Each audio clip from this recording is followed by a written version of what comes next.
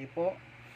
Ayun po, nagluto po ako ng paksiw na tilapia. Ayan, mga itlog po niya yan, tilapia. Humingi ako. Hindi ko na napakita yung paglalagay ko ng rekado kasi walang magawak ng cellphone camera. May kamatis po yan sa loob, may bawang, sibuyas, luya, tsaka sili. Ayan, ito po yung bituka ng bangus. Kikrispy natin yan. Tapos ito yung nagtira ko ng 3 buntot na tilapia. Kikrispy natin yan, lalagyan ng harina. Paksiw na tilapia. Bibili pa akong talong, papatungan ko ng talong yan. Masarap po yan pag may talong. Guys, wala talaga. Yan guys, yan na po yung talong, nalagay ko na. Galing pa akong palengke, galing pa akong Baguio. Yan na po yun, yung bituka ng bangos. Yan na po yung mga ricado, sesame, bitsin, paminta, saka harina. Andyan na po yung ricado, paminta, bitsin, asin, sesame. Lalagyan natin ng harina. Tapos natin yan mamaya. Lalagyan natin ng harina rin. Sasaw-saw natin sa harina. Para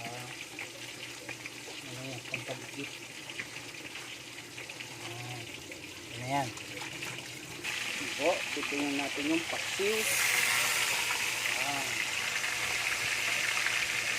Yan na po yung paksiw na tilapia. May talong, may itlog, saka prito. Diyan po yung mga ulo, pinaksil ko.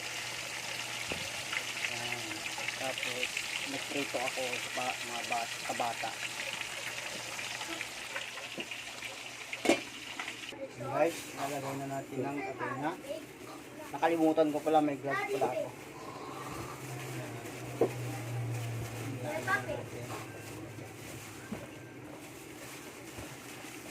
Kailangan nakabalot sa harina.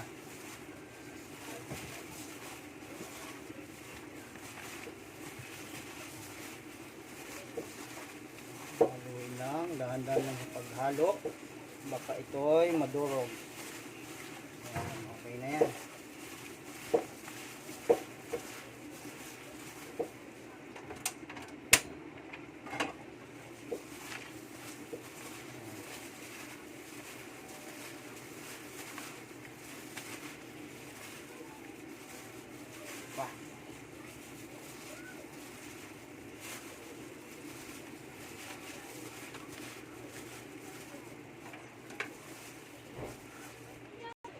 Yes, lagay na natin.